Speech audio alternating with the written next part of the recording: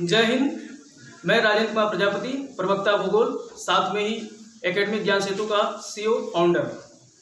तो अब हम चर्चा करेंगे, आज हम जो है उत्तराखंड त्रासदी को लेकर के देखते हैं। ये जो हमारी प्राकृतिक आपदाएं हैं, ये भारत या विश्व में भी क्यों आती रहती हैं।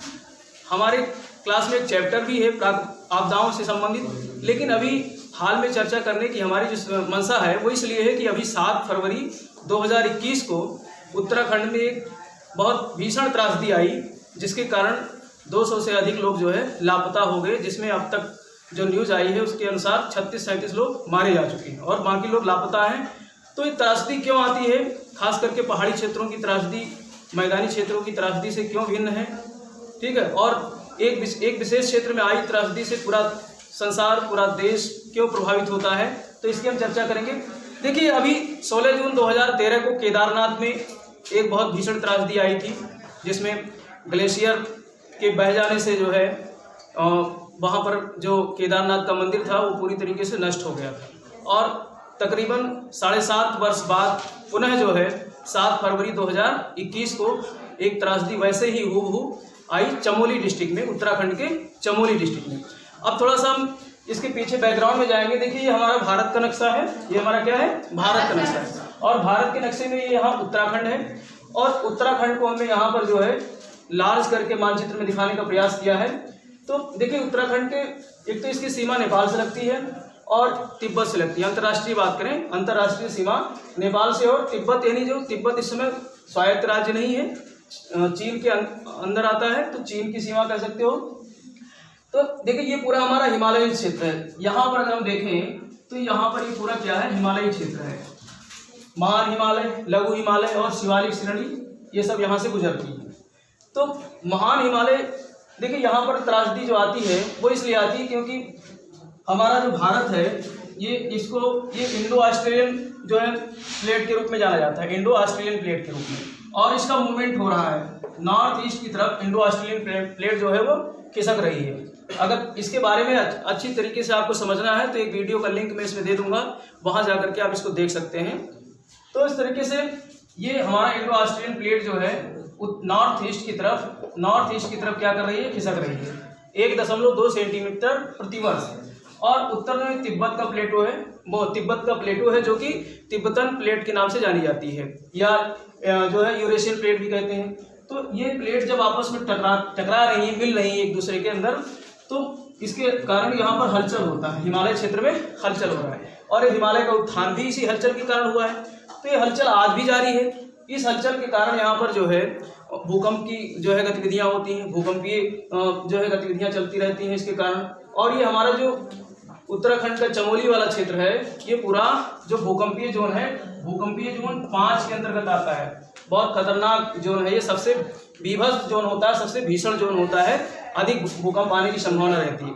अब यहाँ पर देखिए, विकास बनाम जो है विज्ञान, या ये कह सकते हो कि प्रकृति बनाम विकास जो है, ये दोनों साथ साथ में चलते हैं। मनुष्य को विकास भी करना है, प्रकृति के साथ छेड़छाड़ नहीं करेगा तो विकास कैसे करेगा।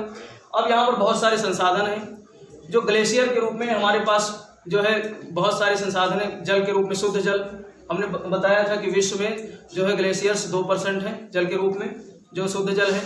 तो उसमें ग्लेशियर्स यहाँ पर जो होते हैं पर्वतों पर होते हैं, हिमनद जिसको बोलते हैं।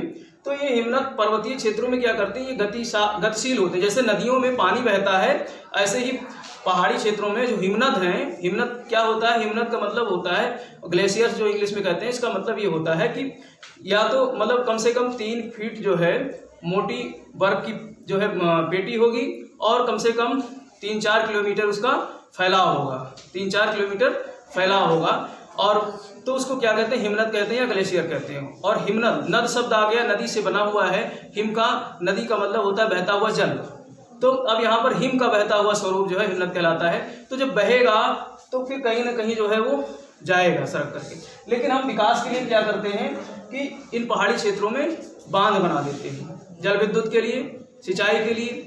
तो बड़े बड़े बांध यहाँ पर बनाए गए हैं, काफ़ी पुराने बांध है, पहले से नए बांध, जैसे अभी टिहरी बांध है, ये विश्व का सबसे ऊंचा जो है बांध है। कैसा बांध है ये, विश्व का सबसे ऊंचा चट्टानी बांध है। चट्टानी बांध विश्व का सबसे ऊंचा बांध है, टिहरी बांध। अभी इस पर भी चर्चा करेंगे। और यहाँ पर जो अभी आपदा आई है इस आपदा, देखिए यहाँ पर एक अलकनंदा नदी निकलती है, अलकनंदा नदी, और इसकी सहायक नदी है ऋषिगंगा। यहीं पर एक ट्रेजेडी हुई है ऋषिगंगा नदी में ही। यहाँ पर क्या हुआ कि 13 मेगावाट का जो है एक पावर प्रोजेक्ट है, ऋषिगंगा पावर प्रोजेक्ट जल विद्युत परियोजना, जो 13 मेगावाट का है।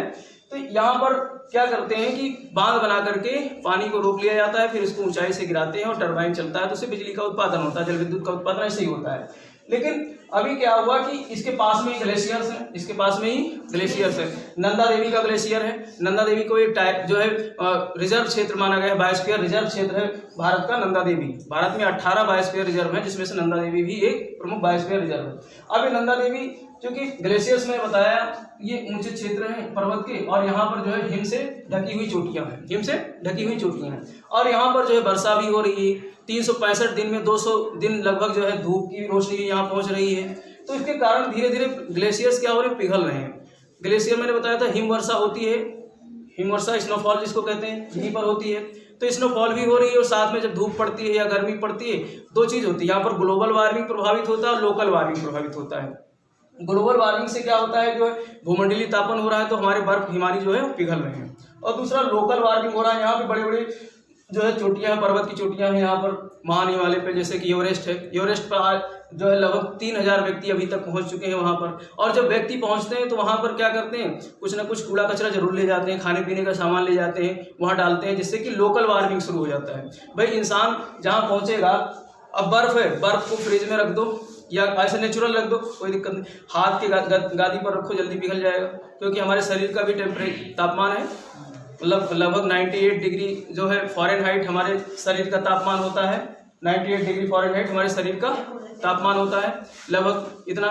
तो इस तापमान के कारण क्या होता है कि मतलब अगर मान लेते हैं बहुत सारे व्यक्ति कहीं गैदरिंग करते हैं, इकट्ठा होते हैं, तो सबका अपना शरीर का तापमान है, तो उस ताप के बढ़ने से ग्लेशियर्स भी पिघलते हैं, लोकल वार्मिंग की समस्याएं आती है। इस तरीके से हम कह सकते हैं। तो यहाँ पर ह्यूमन मानवीय गतिविधियाँ बहुत जारी हैं, जैसे कि अब ये टनल बनाने के लिए मतलब ये यहाँ पे जो है जब जल विद्युत परियोजना बनाई जा रही है, सुरंगें भी बनाई जा रही हैं, और सुरंगों को खोदने के लिए जो है छोटे छोटे जो है डायनामाइट चलाए जाते हैं, विस्फोट किया जाता है, जिसके कारण उससे भी तापमान बढ़ जाता है क्षेत्र का, और जो है पर्वत हिल जाती है, पर्वत की चोटियाँ। तो उसके हिलने की वजह से भी ग्लेशियर्स जो है पिघलने की संभावना है, और ग्लेशियर्स के खिसकने की संभावना है।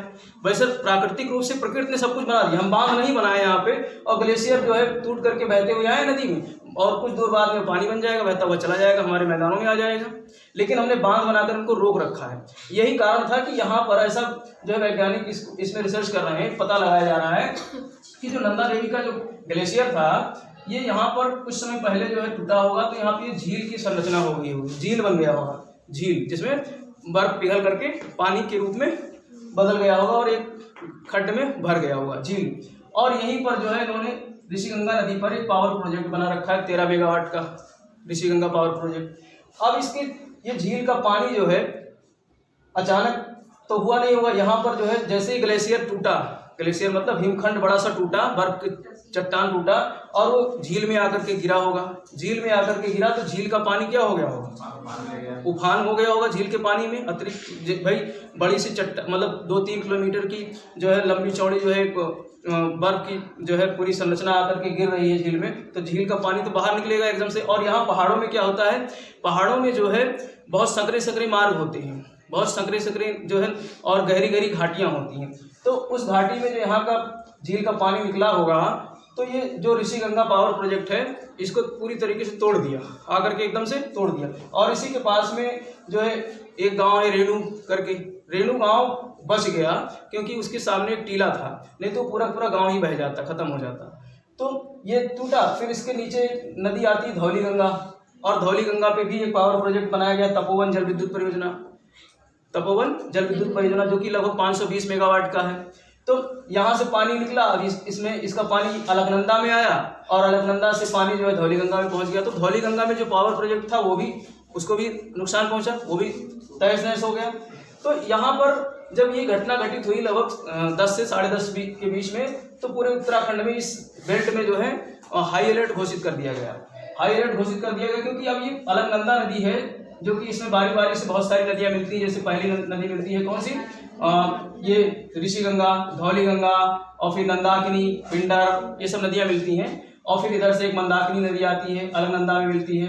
अब ये इसके बाद जब यहाँ पर जो है धौलीगंगा अलकनंदा से मिलती है तो यहाँ विष्णु प्रयाग होता है, और जब मंदाकिनी मिलती है अलकनंदा से तो नंद प्रयाग कहलाता है, यहाँ पर जहाँ नदी मिलती है। और पिंडर नदी जब अलकनंदा से मिलती है तो उसको कर्ण प्रयाग कहते हैं, और मंदाकिनी जब अलकनंदा से मिलती है तो उसको रुद्र प्रयाग कहते हैं। और भागीरथी नदी आकर के जब मिलती है अलकनंदा नदी में तो देव प्रयाग कहलाता है।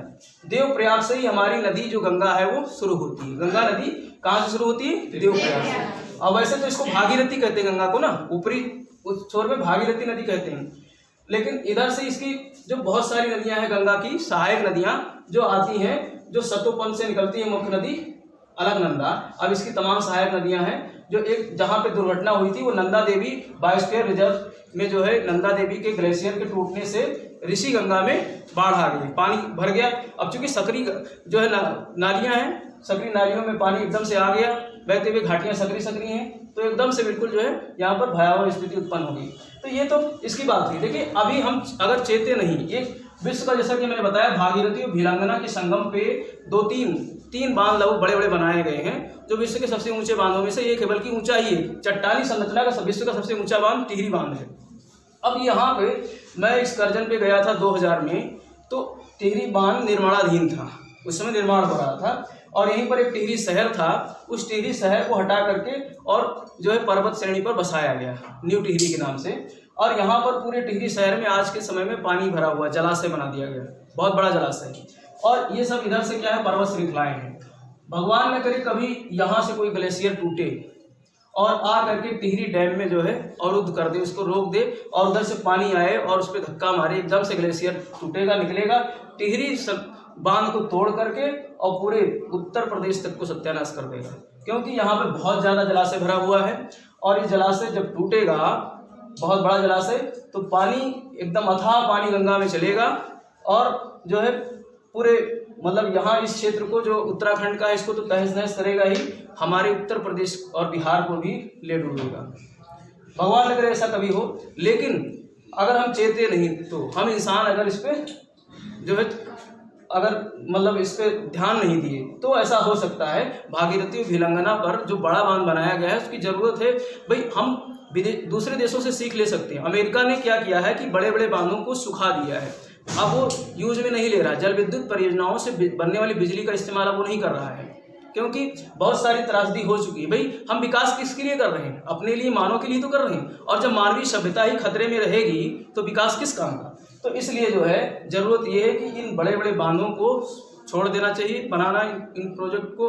और रेणु गांव की जो बात कर रहे हैं, ये लोग हाई कोर्ट गए थे उत्तराखंड के, वहाँ जाकर के इन्होंने कहा था कि जो है हम बांध नहीं बनने देंगे, क्योंकि हमारी जो इकोसिस्टम है, पारिस्थितिकी है उत्तराखंड की, यहाँ की जो चमोली डिस्ट्रिक्ट की है, वो गड़बड़ा जा रही है, गड़बड़ हो रही है।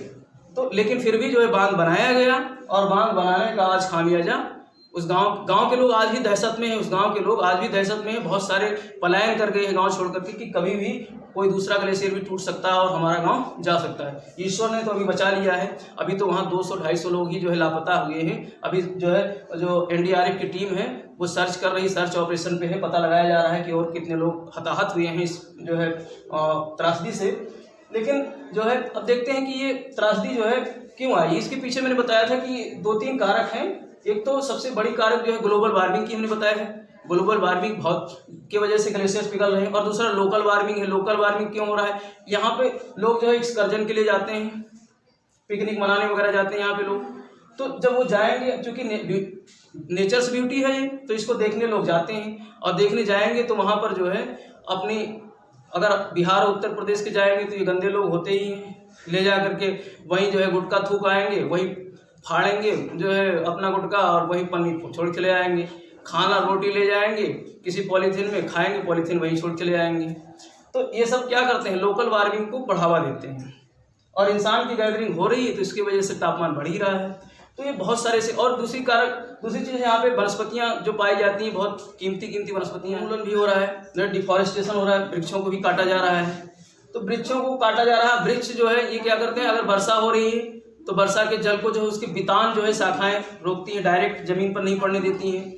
और वृक्ष जब नहीं रहेगा, किसी संरचना पर, तो बारिश का पानी सीधे गिरेगा और जो है ग्लेशियर को पिघलाएगा और ढाल के सहारे ग्लेशियर जो है तेजी से बहना शुरू करेंगे। तो ये सब समस्याएं जो है क्रिएट होती हैं, उत्पन्न होती हैं इन सब कारणों से। यानी इन सारी चीज इनसे बचना है तो ये सारी चीज़ें हमको कुछ उपाय करनी। पहला चीज़ तो ये है, वृक्ष लगाने पड़ेंगे इस क्षेत्र में। जो वन उन्मूलन कर रहे हैं, डिफॉरेस्टेशन कर रहे हैं, तो फॉरेस्टेशन करना पड़ेगा। और दूसरी चीज़, जो लोग शौकिया जो है पर्वतारोहण कर रहे हैं, तो पर्वत पर वो चढ़ते हैं ना, जैसे और जो सबसे विश्व की सबसे ऊंची चोटी कौन सी है? Mount Everest. Mount Everest 8,848 metre या 850 मीटर भी अभी बढ़ गई उसकी जो है ऊंचाई। तो वहाँ पर लोग चढ़ते हैं, और मैं बता रहा हूँ कि कम से कम 3,000 लोग आज तक चढ़ चुके हैं उस पर। और वो जाते हैं वहाँ पर, तो ऐसी ऊंचाई पर देखना, अभी दिखा रहा हूँ चित्र में जो है कितना कचरा पड़ा हुआ है माउंट एवरेस्ट पर। तो इस तरीके से माउंट एवरेस्ट पर बहुत सारा कचरा पड़ा हुआ है, और इस कचरे के कारण ग्लेशियर पिघल रहा है। ग्लेशियर के पिघलने के कारण ऐसे सारे सब लोग, बहुत लोग शौक करते हैं मतलब चढ़ने के, वो क्या करते हैं कि दुनिया की सबसे ऊंची ऊंची चोटियों को फतेह करते हैं। तो इस पर सरकार को रोक लगाना चाहिए। भारत ही नहीं, दुनिया की सभी सरकारों को इस पर रोक लगाना चाहिए कि भाई तुमको शौक है तो फिर मतलब समुद्र में तैरो जा करके, पूरा समुद्र लांघो, अपने शौक को दूसरी तरीके से करो। लेकिन यहाँ पर ये प्रकृति से छेड़छाड़ करोगे तो पूरी मानवता जो है हमारी खतरे में पड़ जाएगी। और दूसरी बात जो है, वृक्ष तो लगाना ही पड़ेगा। और इसके अलावा जो है यहाँ पर कुछ अथॉरिटी बनाने की आवश्यकता है। जैसा कि जो है इसके पहले रमेश पोखरियाल जी जब 2010 में मुख्यमंत्री थे उत्तराखंड के, तो उन्होंने एक जो है स्नो एंड ग्लेशियर अथॉरिटी बनाई थी, जो कि अमली जामा नहीं पहनाया जा सका। अब जब ऐसी अथॉरिटी बनाई जाएगी तो वो उसकी निगरानी में सारा काम होगा। यानी जो ग्लेशियर से पिघल रहे हैं उसकी निगरानी जो है अथॉरिटी करेगी। तो ऐसे एक अथॉरिटी को जो है सतह पर लाने की आवश्यकता है, जो वास्तव में कार्य कर सके। ये भी बहुत ज़रूरी है, इस अथॉरिटी की स्थापना करना आवश्यकता है, क्योंकि 2010 में इस अस्तित्व में आना था, लेकिन सरकार के बदल जाने से फिर ये पुनः अस्तित्व में नहीं आ पाई। तो इस तरीके से ये सब चीज़ें जो है, इन समस्याओं से, इस त्रासदी से हम जो है बच सकते हैं। ये ऐसे ही टिहरी बांध की हमने बताया कि टिहरी में आने वाले समय में ऐसे ही त्रासदी जो है एक हमारा इंतजार कर रही भविष्य में। अगर हम चेते नहीं, हम इंसान जो है जागे नहीं समय से, तो टिहरी जैसे बांध के टूट जाने से बहुत ज़्यादा नुकसान हो सकता है। जो यहाँ पर हिमस्खलन होता है, हिमस्खलन को भूगोल की भाषा में यहाँ पर अवलांच कहा जाता है। जैसे भूस्खलन होता है, भूस्खलन में पहाड़ टूट करके गिरता है, और अवलांच में जो है बर्फ के टुकड़े टूट करके बहते हैं, उसको अवलांच कहते हैं। और ये अवलांच के कारण ही जो है यहाँ पर जो हमारा ऋषिगंगा है, इस पे जो पावर प्रोजेक्ट है, इस अवलांच के कारण ही, यानी जो बर्फ की सतह थी टूट करके आकर के इसमें गिरी है, तो इसे अवलांच कहते हैं। अवलांच किसको कहते हैं? बर्फ हिमस्खलन को अवलांच कहते हैं। हिमस्खलन, हिम का टूटना जो है क्या कहलाता है? अवलांच कहलाता है। ये क्लियर होना चाहिए। तो ठीक है, इसके बाद हम नेक्स्ट बहुत जल्दी मिलेंगे अपनी क्लास के साथ पुनः। तब तक आप लोग मस्त रहिए, खुश रहिए, खुशियाँ बांटते रहिए। जय हिंद, जय भारत।